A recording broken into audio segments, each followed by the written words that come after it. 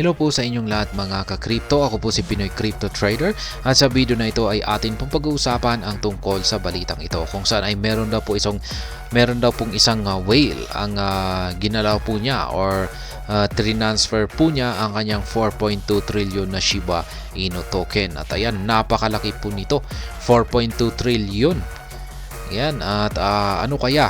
Marami pong napapatanong kung ano kaya ang kanyang binabalak rito. At yan, marami pong natatakot na baka ito po ay kanyang ibebenta. Kung ito po ay kanyang ibebenta ay yung binasag po or yung pag-akyat ni Shiba Inu sa 40 digits ay mukhang mawawalan po ng saysay kapag nangyari ito. Kapag nangyari pong binenta niya ito or ibabagsak niya. At ayan, bago po tayo magpatuloy ay nais ko lamang po munang bigyang linaw ang aking disclaimer kung saan ang nilalaman po ng video na ito ay hindi po ito isang financial advice. For education and information purposes lamang po ang layunin nito. Maliban po dito ay nais ko na rin pong magbigay babala na wala pong kahit anumang group chat ang Pinoy Crypto Trader. Ayan, sabi po rito ay as the price of Shiba Inu struggles to defend the 40 digits 1 mark, on-chain data has spotted the movement of a significant amount of SHIB from a whale address. Kaya yan, habang nahihirapan daw itong si Shiba Inu na i-defend yung kanyang 40 digits 1 na price level ay meron pong isang malaking whale ang nagpagalaw ng kanyang Shiba Inu tokens. Following a mild retracement of the crypto market in the past 24 hours, the price of SHIB moved to the lower bounds of the 40 digits 1 range, which the token has defended for over a week. At the same time, on-chain data shows the movement of a sizable amount of SHIB between two addresses. Kaya yan, mukhang bumabalik po ulit. Lumalapit yung market dito sa presyong 40 digits 1 range. At ayan, kung saan ayan, nakakailang linggo na po siya rito. Over a week. Ayan, over a week lang po, higit sa isang linggo na nanatili dito yung market price ni Shiba Inu.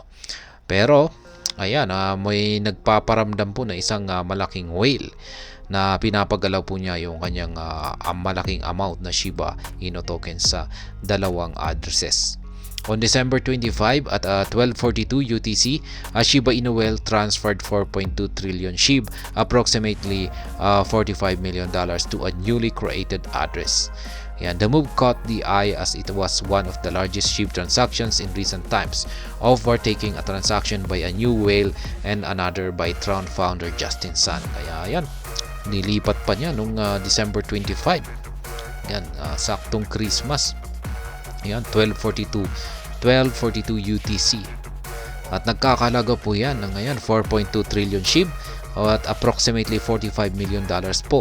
At higit pa yan sa amount ng mga nakalipas or previous na mga whales na na-content po natin dyan. Yung isa ay bagong whale at saka yung isa ay ang Tron founder na si Justin Sun.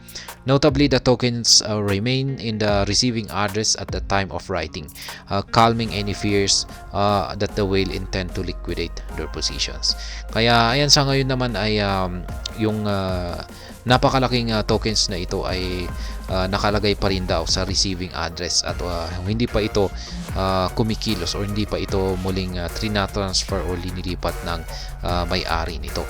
Kaya ayan, yung takot po ng karamihan ay medyo ayan, parang napapawi yung takot ng karamihan dito kasi mukhang wala naman po siyang balak na i-liquidate ito or ibenta ito.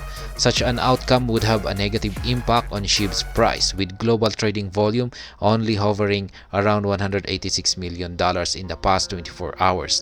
A sale of such a significant sum may have pushed SHIB prices further below. Kaya ayan, magkakaroon po talaga ito ng negative impact sa market price ni Shiba Inu kung pag sakaling ibebenta niya ang 4.2 trillion SHIB na ito. Yan, mababa pa naman yung trading volume ni Shiba Inu nitong nakalipas na 24 oras, nasa 186 million. Yan, at kung pag idadam niya yan ay talagang babagsak po talaga ng malaki po yung ibabagsak ng market price ni Shiba Inu. Meanwhile, the address that made the transfer appears to be a new kid on the block, having received a large SHIB amount less than 24 hours ago. The address initially transferred 15 billion SHIB, approximately $150,000, in apparent test transaction before moving the large amount less than an hour later. SHIB vigorously defends 40 digits 1. Whale transactions such as the recent one typically create panic among market participants by raising fears of the unknown. Yet SHIB holders have remained resolute as the cryptocurrency looks to build on a recent impressive performance. Kaya yan po talaga, nagdudulot po talaga yung kilos o yung pag-transfer na yan ng mga whales. Kasi hindi po natin alam yung kanilang binabalak. Yan, kasi pag magdadam po sila ay yan, babagsak na naman. At syempre yung mga naka-profit ay yan, sana sasabihin nila ay sana nag-take profit na lang ako. Ayan, nung may kita pa ito. Yan, kasi yung pag magdadam yan ay yan, yung mga hindi nakapag-take profit ay ayan, masasayang po yung opportunity nila na sana ay dapat ay nakapag-take profit sila. Ayan, barring slight break below the psychological 40 digits 1 mark on December 20, SHIB has traded above this range for 8 consecutive days. This represents its longest stint above the price level in several weeks, raising hopes of an imminent uptrend for the token. Kaya nakaka 8 days na po ang market price ni Shiba Inu na nanatiling nasa ibabaw ng 40 digits 1. Kaya ayan, dahil po rito ay may mga lumalabas po ng mga analyst na kung sabi nila ay solid na raw ang support line na 40 digits 1 na ito.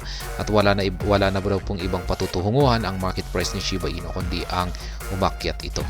Pero hindi natin alam yan kung biruin mo naman kung talagang nag-liquidate ang whale na ito na nag-transfer ng kanyang 4.2 trillion SHIB.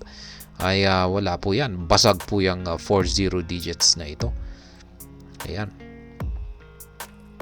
At hanggang dito na lamang po tayo sa video na ito. Sana po ay inyong nagustuhan ang aking paliwanag dito. Kung inyo po itong nagustuhan ay pakiclick lamang po ang like button nito. Para naman po sa mga bago lamang dito, kayo po ay aking inaanyayahan para mag-subscribe. Pakiclick na rin po ang bell icon nito dahil ito po ang siyang magsisilbing notification nito sa mga bago kong videos na akin pong ina-upload sa aking YouTube channel na ito. Marami pong salamat sa panonood. Ingat po tayo lagi at God bless po sa ating lahat.